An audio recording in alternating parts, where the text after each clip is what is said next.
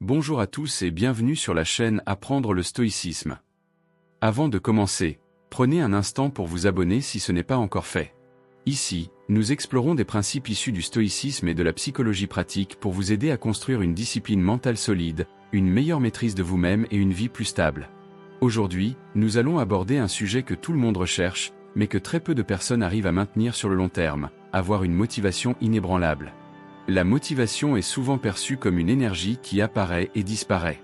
Un jour vous êtes motivé, vous avez envie d'agir, vous êtes inspiré. Le lendemain, cette énergie disparaît, et vous n'arrivez plus à avancer. Et c'est exactement ce cycle qui empêche la plupart des personnes de progresser durablement. Mais il faut comprendre une vérité essentielle dès le départ. La motivation n'est pas une force stable en soi. Elle n'est pas conçue pour être permanente. Elle dépend de vos émotions, de votre état mental, de votre environnement et de la facilité perçue de l'action. Et si vous essayez de baser votre vie uniquement sur la motivation, vous allez forcément alterner entre des phases d'élan et des phases de blocage. Le stoïcisme propose une vision totalement différente. Il ne cherche pas à rendre la motivation constante. Il cherche à rendre votre comportement constant, indépendamment de votre état émotionnel. Et c'est là que commence le vrai changement. Car le problème principal n'est pas le manque de motivation. Le problème, c'est que vous avez appris à dépendre de la motivation pour agir. Vous attendez de vous sentir prêt. Vous attendez d'avoir envie. Vous attendez d'être dans un bon état d'esprit pour commencer. Et tant que ces conditions ne sont pas réunies, vous ne faites rien. Mais dans la réalité, les personnes qui avancent ne sont pas celles qui ont toujours de la motivation. Ce sont celles qui ont appris à agir même quand la motivation n'est pas là. Le stoïcisme repose sur une idée simple mais puissante. Vous ne contrôlez pas vos émotions, mais vous contrôlez vos actions. Et la motivation est une émotion. Cela signifie que si vous attendez de contrôler votre motivation avant d'agir, vous placez votre progression entre les mains de quelque chose que vous ne maîtrisez pas totalement. Mais si vous inversez ce fonctionnement, quelque chose de fondamental change. Au lieu de dire « je vais agir quand je serai motivé », vous commencez à dire « j'agis », et la motivation suivra ou non, mais elle n'est pas une condition. Et cette inversion est essentielle. Car la motivation inébranlable ne vient pas d'un état émotionnel constant. Elle vient d'un système d'action constant.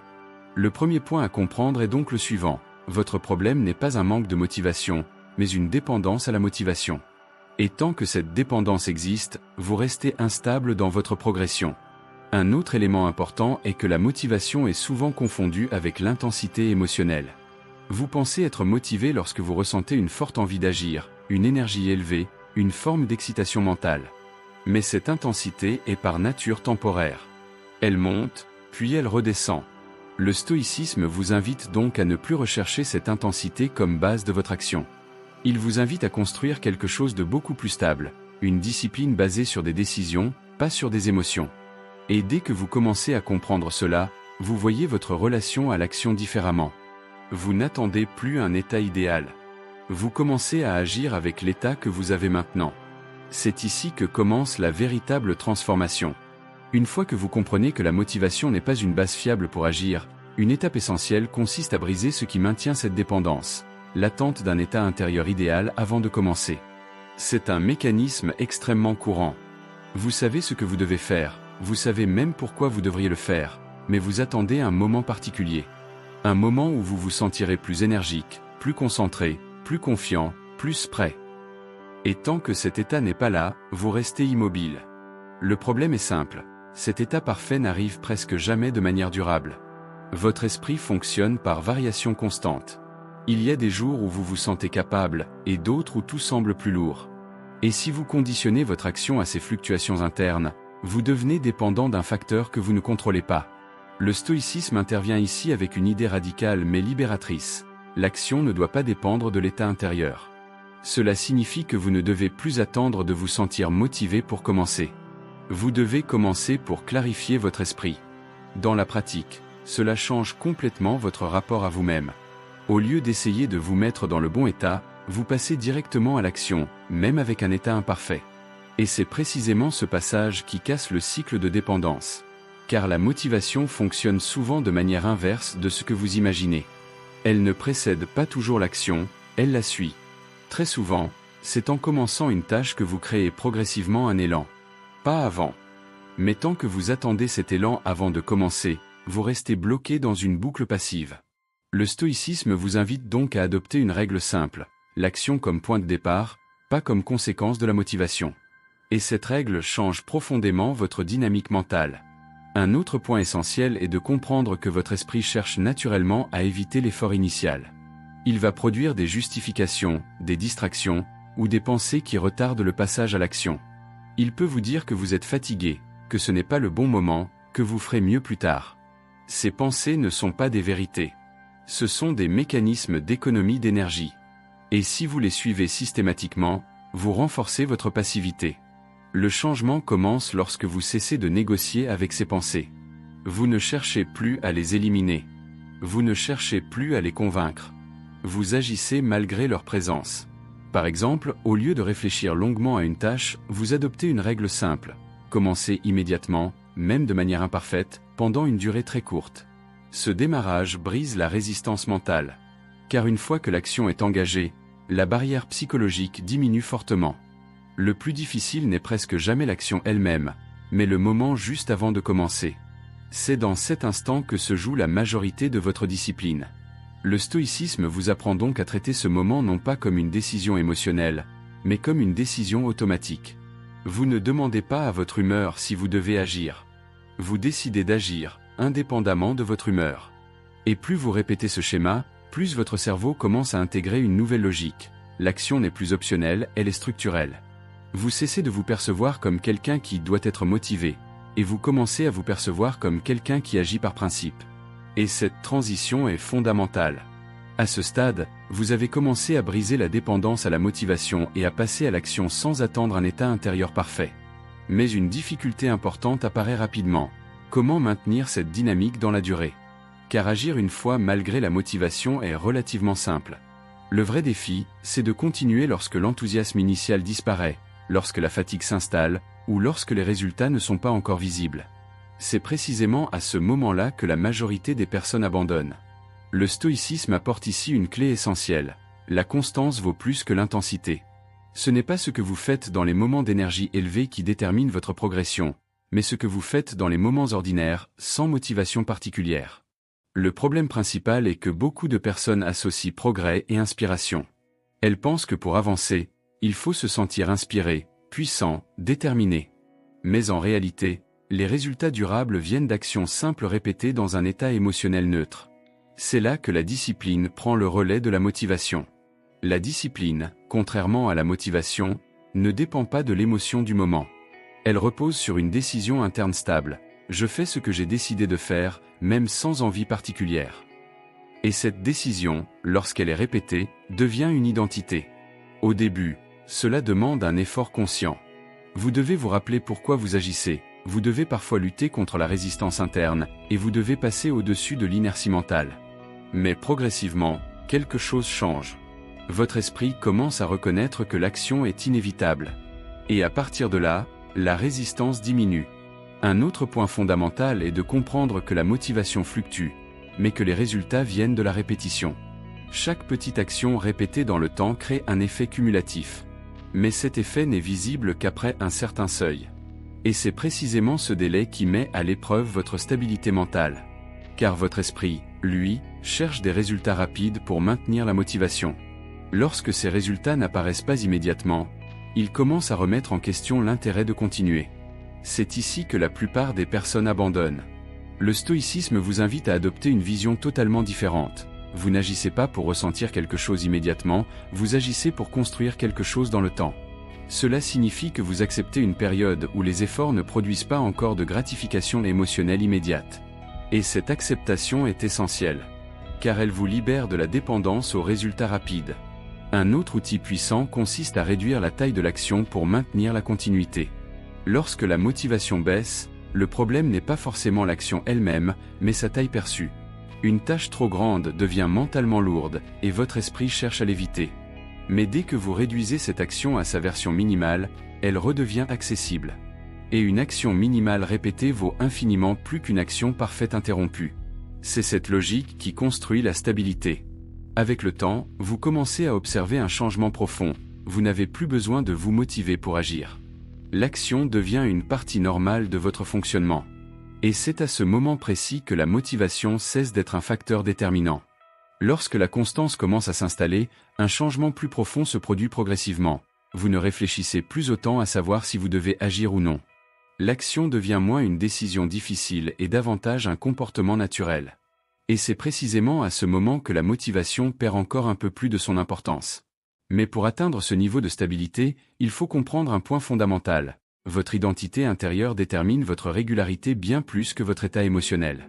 Tant que vous vous percevez comme une personne qui essaie d'être motivée, votre esprit continuera à fonctionner en cycle. Motivation, action, arrêt, doute, reprise. Mais lorsque vous commencez à vous percevoir comme une personne qui agit par principe, indépendamment de son état intérieur, votre comportement change de structure. Ce n'est plus « je dois me motiver pour agir », mais « j'agis parce que c'est ce que je fais ». Cette transformation paraît subtile, mais elle est essentielle.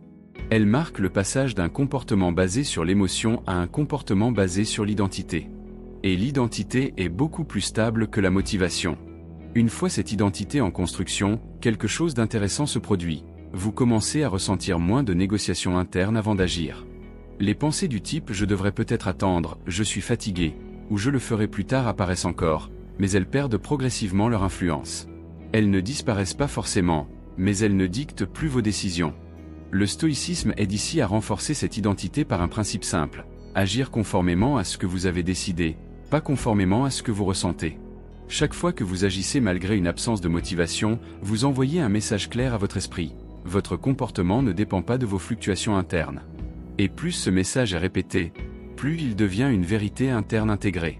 Un autre élément important est de comprendre que la motivation est souvent instable parce qu'elle dépend de résultats visibles immédiats. Lorsque vous ne voyez pas de progrès rapide, votre esprit interprète cela comme un signal négatif, et la motivation baisse. Mais une personne disciplinée ne base pas son engagement sur la visibilité immédiate des résultats. Elle base son engagement sur une logique à long terme. Cela signifie accepter une forme d'invisibilité temporaire du progrès. Et cette acceptation est une forme de maturité mentale. Car la plupart des abandons ne viennent pas de l'échec, mais de l'impatience. Lorsque vous intégrez cette réalité, votre relation à l'effort change profondément. Vous ne cherchez plus à être récompensé immédiatement pour chaque action. Vous comprenez que la répétition est en elle-même le mécanisme de transformation. Avec le temps, cette répétition crée une nouvelle stabilité mentale. Vous n'avez plus besoin de lutter intérieurement pour commencer. L'action devient un prolongement naturel de votre intention. Et c'est ici que la motivation devient secondaire. Elle peut être présente, mais elle n'est plus nécessaire. Vous commencez à fonctionner selon un principe simple. Vous faites ce que vous devez faire, indépendamment de votre humeur du moment. Et cette cohérence intérieure est ce qui crée une véritable force mentale. Lorsque vous arrivez à ce niveau de compréhension et de pratique, quelque chose de fondamental change dans votre rapport à la motivation. Vous ne la voyez plus comme une force mystérieuse qu'il faut attendre ou provoquer, mais comme un simple état passager, parfois présent, parfois absent, et surtout non essentiel à votre capacité d'agir. C'est ici que la véritable transformation se produit. Vous cessez de dépendre de la motivation pour avancer dans votre vie. Mais le point le plus important est le suivant. Vous ne remplacez pas la motivation par une autre émotion, vous la remplacez par une identité. Vous ne cherchez plus à vous sentir motivé. Vous devenez une personne qui agit, indépendamment de ce qu'elle ressent. Et cette nuance change absolument tout, car une émotion fluctue, mais une identité structure votre comportement sur le long terme. À partir de ce moment, votre esprit commence à fonctionner différemment. Les excuses perdent en intensité. Les hésitations ont moins de poids. Les pensées de report apparaissent encore, mais elles ne prennent plus le contrôle. Vous les voyez passer sans qu'elles influencent votre direction. Et progressivement, une stabilité s'installe. Cette stabilité ne ressemble pas à une excitation permanente. Elle ressemble plutôt à quelque chose de beaucoup plus silencieux et puissant, une continuité dans l'action. Vous n'avez plus besoin d'attendre une montée d'énergie pour commencer.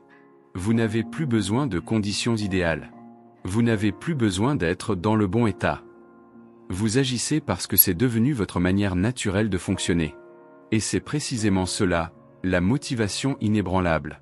Elle ne vient pas d'une intensité émotionnelle constante, mais d'une absence de dépendance émotionnelle. Un autre élément essentiel est que cette stabilité ne se construit pas en un jour. Elle se construit par accumulation. Chaque fois que vous agissez sans motivation, vous renforcez un peu plus cette nouvelle identité. Chaque fois que vous résistez à l'envie de reporter, vous consolidez ce système interne. Et à un moment donné, sans même vous en rendre compte, la question « ai-je envie de le faire ?» devient secondaire. Elle n'est plus déterminante.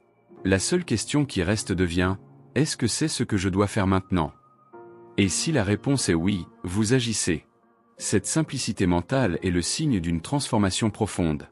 Vous n'êtes plus dans la négociation permanente avec vous-même. Vous n'êtes plus dans l'attente d'un état idéal. Vous êtes dans une cohérence intérieure où l'action découle naturellement de votre décision. Et c'est exactement ce que le stoïcisme enseigne depuis le début. Ne pas dépendre de ce que vous ressentez, mais agir selon ce que vous avez décidé, en restant aligné avec ce qui dépend de vous. La motivation peut toujours apparaître, mais elle n'est plus le moteur principal.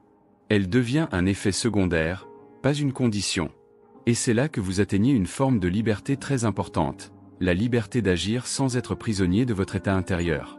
Si vous retenez une seule chose de tout cela, c'est celle-ci. La motivation inébranlable ne consiste pas à ressentir plus, mais à dépendre moins. Et à partir du moment où vous intégrez cela profondément, votre manière de vivre, d'agir et d'avancer change définitivement. Si cette vidéo vous a aidé, vous pouvez vous abonner à la chaîne pour continuer à développer une discipline mentale solide et construire une vie plus stable, plus maîtrisée et plus cohérente. Vous pouvez aussi écrire en commentaire ce qui vous bloque le plus aujourd'hui. Est-ce le manque de motivation, la procrastination, ou la difficulté à rester constant dans le temps? Cela pourra inspirer les prochaines vidéos et aider d'autres personnes qui traversent exactement les mêmes difficultés. Et si vous voulez aller plus loin, vous pouvez simplement commencer dès maintenant. Pas demain, pas plus tard. Une petite action, même imparfaite. Parce que c'est exactement comme cela que tout commence.